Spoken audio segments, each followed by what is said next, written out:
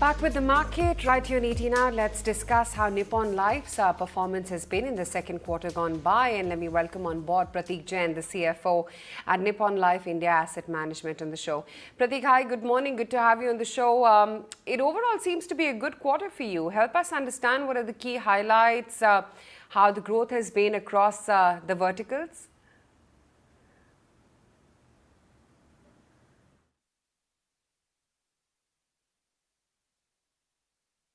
India has seen continued positive momentum across all its business matrices. The performance of the majority of our flagship funds have been in top quartile, supported by the improved performance and robust risk management framework and the wide distribution reach. For the quarter ended September, NAM India assets under management has grown 10.4%, faster than the industry growth of 9%. So leading to an overall improvement of market share by 21 basis points for the first 6 months of FY22. Compared to the corresponding quarter last year, our AUMs have increased by 33% to 2.65 lakh crores.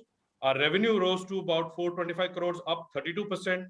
Our core operating revenue increased by 27% to 328 crores. Our profit grew by 47% to 214 crores compared to last year of 145 crores.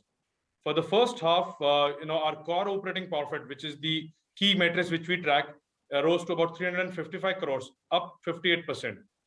Besides that, we added almost like 18 lakh investors in the first half of financial year compared to 40 lakhs of the industry. And our retail investor share is now 12.5%, which used to be about 10.2% 1 year ago. Also, I would like to add that board has approved an interim dividend of 3.5 per share for the half year FY22. Okay, so what are the quarterly AUM trends that you're currently witnessing, and what could be the growth trends as well as the asset quality trends that you foresee going forward? Yeah, so predominantly industry has, while, for us, the growth has predominantly come from ETFs as well as on the fixed income side. Equity growth has remained more or less flattish, but largely the industry growth has come on the equity side on the back of the new NFOs, which has been launched, and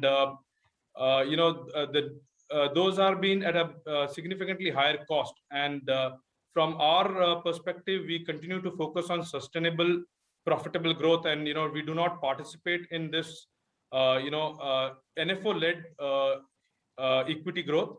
We continue to focus on the SIP numbers, and if you see that our SIP numbers now stand at around 650 crores per month, and which would contribute to about 7,800 crores of annual SIP book. And in terms of ETF, what we have seen is that we have been almost accounting for 70% of the total market stock exchange market share, of which 58% folio share now accounts for Nippon India Mutual Fund. So this has been, both active and passive has been our key pillars, of growth. And, these are widely distributed. Both in terms of ETF, I think, the kind of liquidity we provide, I think that will further fuel in, and because the liquidity attracts more liquidity. And I think we are in a well position as compared in the both in the active as well as the passive market. All right, Mr. Jain, could you also talk to us about the digital aspect of it? We're seeing quite a strong uptick in SIPs that have gone or that have gotten through via digital registrations. How are you assessing the impact and the importance of digitization in your business, and how are you changing to adapt to this? Yeah, so if you look at, I think if you look at there are two parts to this digitization. One, investor coming directly, and another is the digitization through these platforms. So I think more importantly, the new age technology platforms have given an edge to the investors, and they can carry out these SIPs.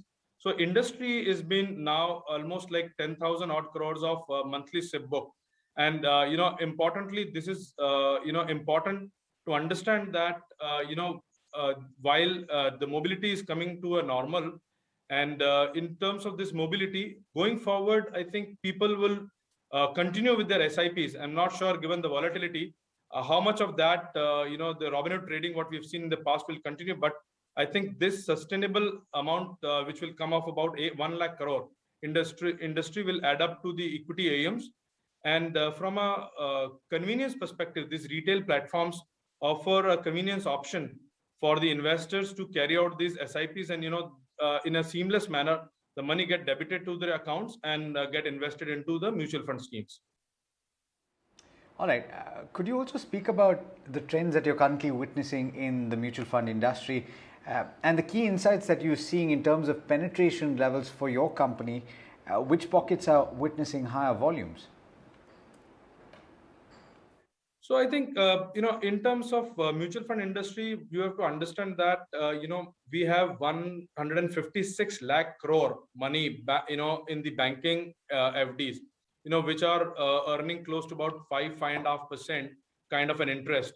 And with an inflation rate of about 4.5 to 5%, effectively there is no real return being generated. And at the same time, mutual fund, gives almost an edge where you can earn, on the similar duration, you can edge about 100 to 200 basis point more. And also these are coming as a more tax efficient investments.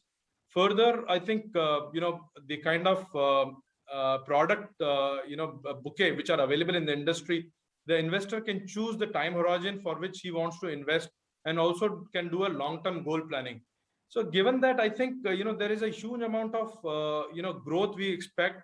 Money will, get transferred from the current FDs and flow into both equity as well as the fixed income mutual fund.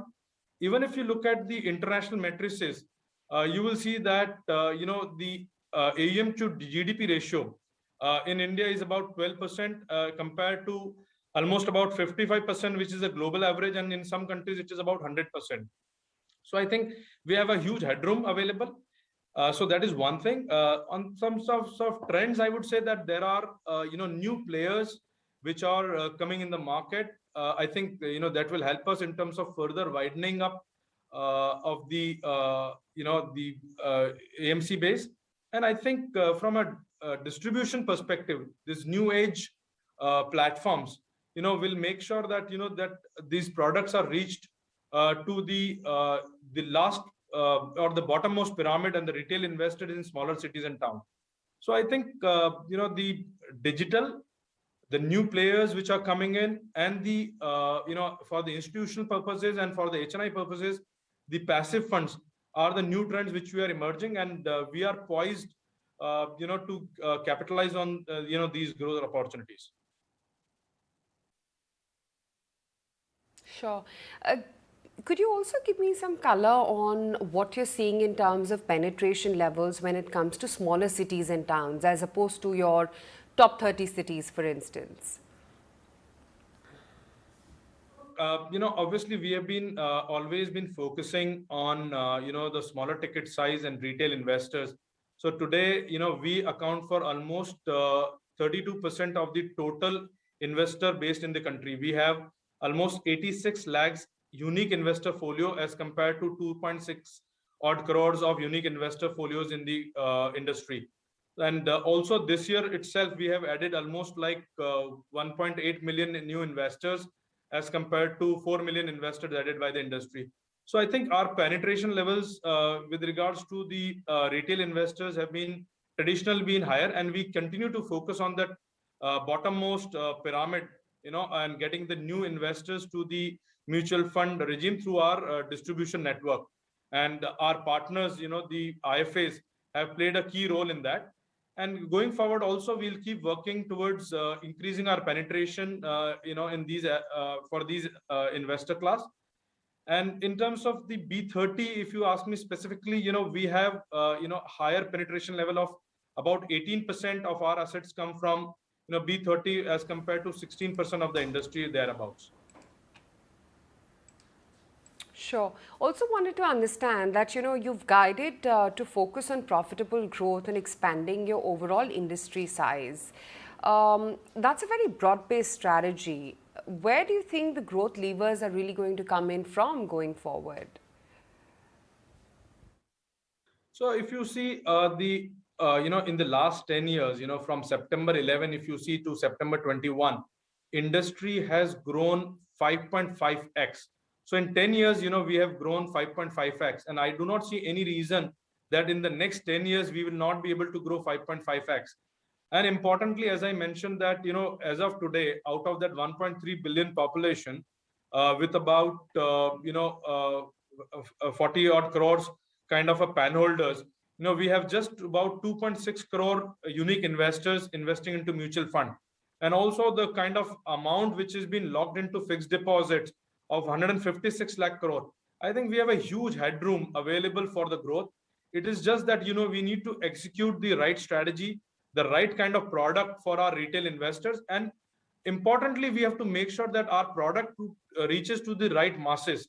And that is what we are, working on, with our both digital as well as the physical reach, both in terms of our geographical office presence as well as our digital platforms and digital ecosystem, which we are doing along with our partner, API connections.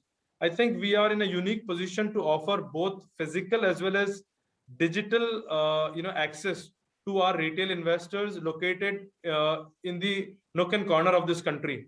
Just to give you an example, in the last quarter, we raised one new NFO, and we had almost 2.5 lakh investors investing with us across 2,400 cities.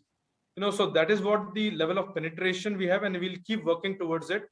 And what we have seen is that the more retail the investor, the more smaller the ticket size, the more sticky is the assets. And therefore, we'll keep working on that investor, the new investor, which we will bring into the table, and getting the investor base expanded, because we see a huge potential available in the industry to grow the assets from these new age investors. All right, Mr. Jain, thank you so much for taking the time. Certainly, that new investor brings all of us a lot of hope to see the expansion of the base for the Indian investor. Thanks so much once again for taking the time.